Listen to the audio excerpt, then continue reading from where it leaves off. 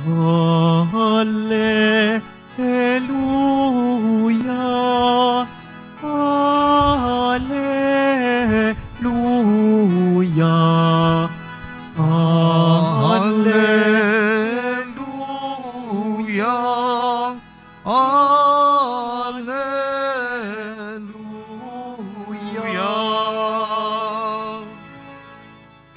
Araw ngayong gawa ng Diyos, magdiwang tayo ng lubos, purihin ang manunubos. Alleluia, Alleluia, Alleluia,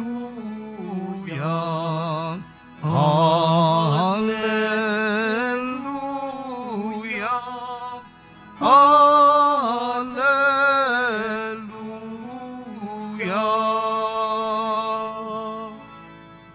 Sumainyo ang Panginoon. At sumaiyo rin. Ang mabuting balita ng Panginoon ayon kay San Juan. Papuri sa iyo, Panginoon.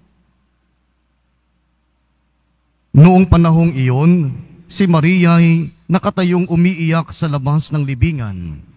Yumuko siya at tumingin sa loob. May nakita siyang dalawang anghel na nakaupo sa pinaglagyan ng bangkay ni Jesus. Ang isa'y sa gawing ulunan at ang isa na may sa paanan. Tinanong nila si Maria, "Ale, bakit kayo umiiyak?" Sumagot siya, "Kinuha po nila ang aking Panginoon at hindi ko alam kung saan dinala."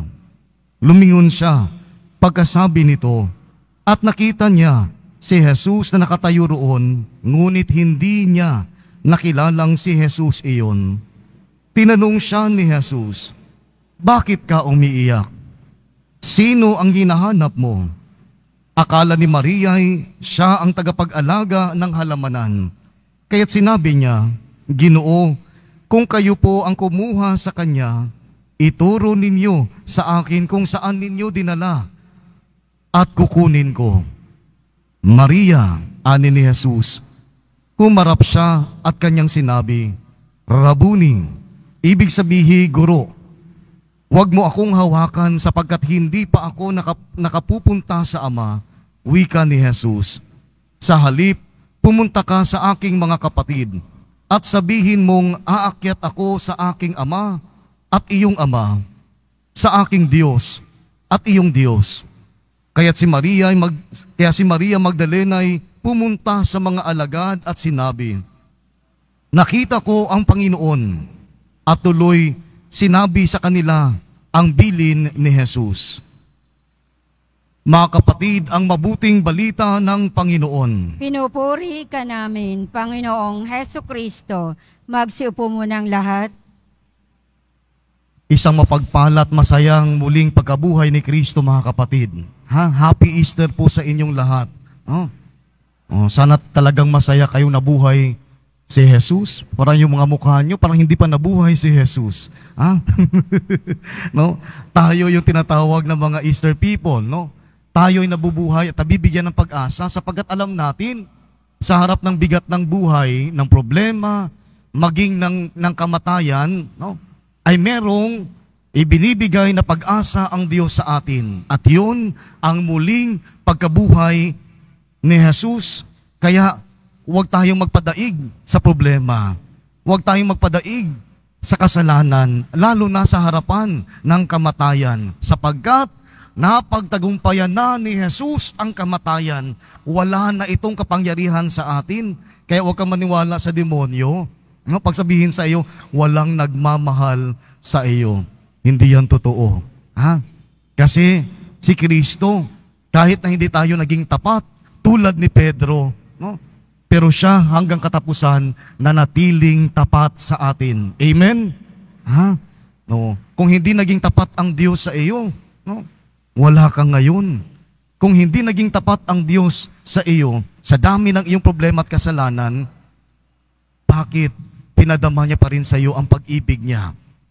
Kaya mga kapatid, ang muling pagkabuhay ng ating Panginoon, ang siyang katunayan na ang Diyos ay tapat sa kanyang pangako, na ang Diyos dakila at napakalaki ng kanyang habag at pag-ibig sa atin.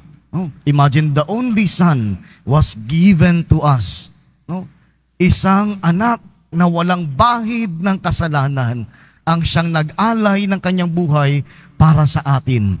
Dito sa tagpo ng Ebanghelyo ngayon sa Mabuting Balita, si Maria Magdalena, no? Kilala naman natin siya, di ba? Siya yung pinatawad ni Jesus sa napakarami at napakalaking kasalanan. Siya din yung pinalaya mula sa 7 demonyong umaalipin sa kanya.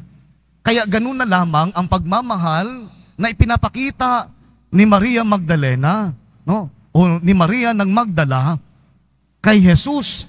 Kasi sabi nga ni Jesus, ang sino mang, no, nakaranas ng pagpapatawad ng malaking kasalanan, ganun din kalaki ang pag-ibig na kanyang ipinapakita para sa nagpapatawad sa kanya. No? Kaya si Maria, from time to time kahapon, ganun din.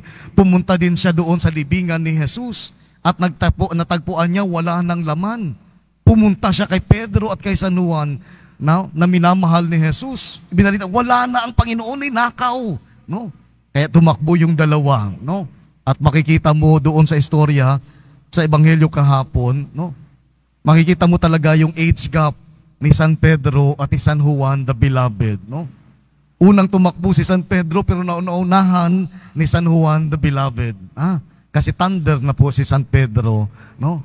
Millennial si San Juan. No? Kaya naunahan siya pumasok. Ngayon naman, no? Sa tagpong ito, si Maria na lang ang nandoon sa libingan. No?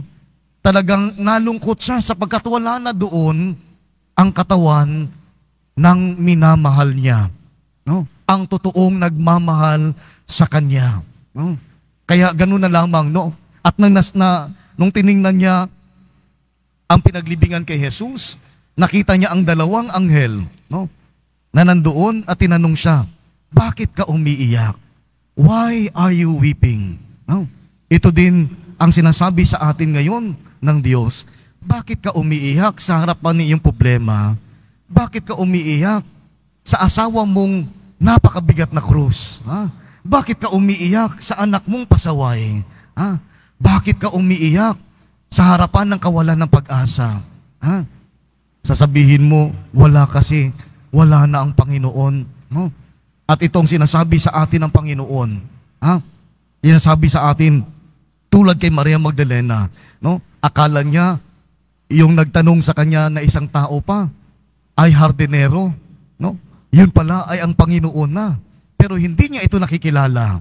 No? Kaya ganoon din tayo maraming beses sa buhay natin. No? Ang Diyos, tinatawag tayo, pero hindi natin napapakinggan. Bakit? No? Kasi marami po tayong iniisip. Marami pong nakaukupa sa ating mga puso. Kaya hindi natin napapakinggan ang tinig ng Panginoon. No? Paminsan, sa mga sitwasyon at pangyayari o sa mga taong pinapadala niya sa atin, tinatawag tayo ng Panginoon. Kailan nakilala ni Maria ng Magdala si Jesus? Nung tinawag na ang kanyang pangalan. Kaya mga kapatid, napakahalaga po ng ating pangalan. Lalo na yung pangalan na ibinigay sa atin sa binyag. No? Sinabi nga sa ibang parte ng Ebanghelyo, nung inutusan ni Jesus ang kanyang mga alagad, no? Na tigdadalawa para magpagaling na may sakit at magpalaya sa mga inaalihan ng demonyo. Bumalik itong mga alagad na ito, 72 sila. No?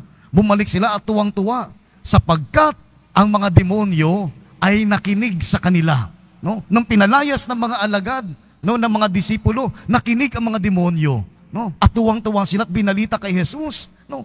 Jesus, no, nakinig yung demonyo sa amin. Lumaya sila. Anong sinabi ni Jesus? Palakpakan.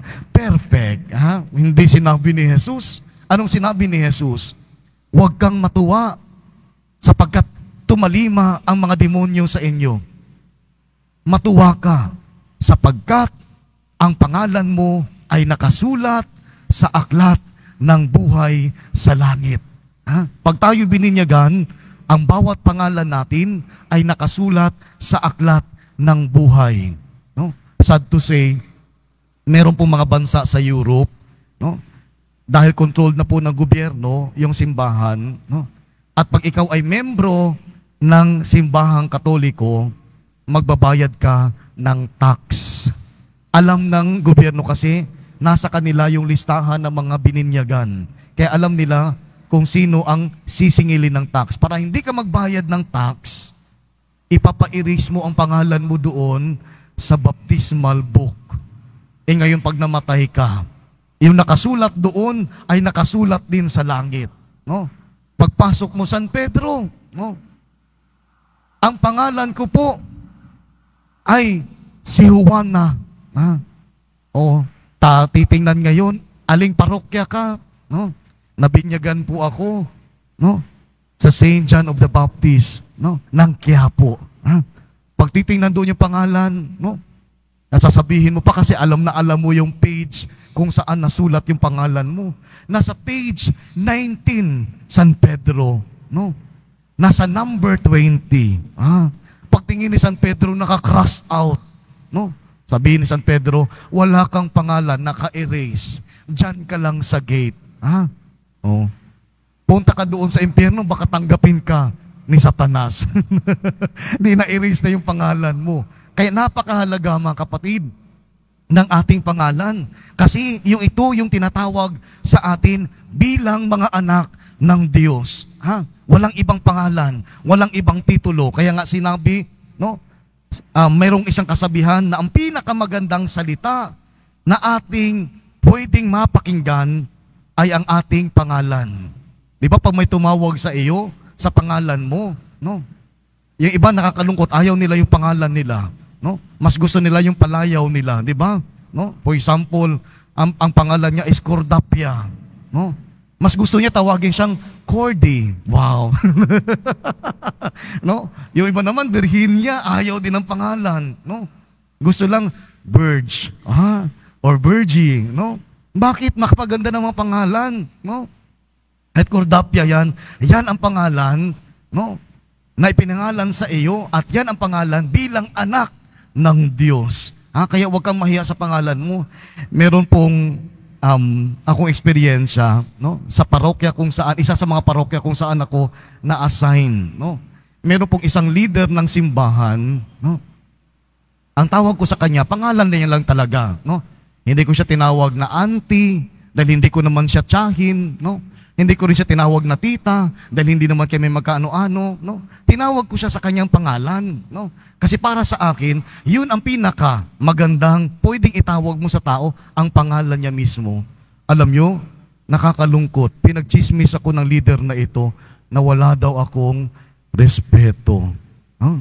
Wala daw akong modo. No? Kaya imbis na magalit ako, itinatry kong pinaliwanag sa kanya. Kasi pinilit niya talaga akong tawagin siyang tita. Wow. Tita Tits, no? No? Tita. Pinilit niya talaga ako. Di ko siya talaga tinawag na tita. Para sa akin, sabi ko, I call you by your name because I treat you as my sister. No?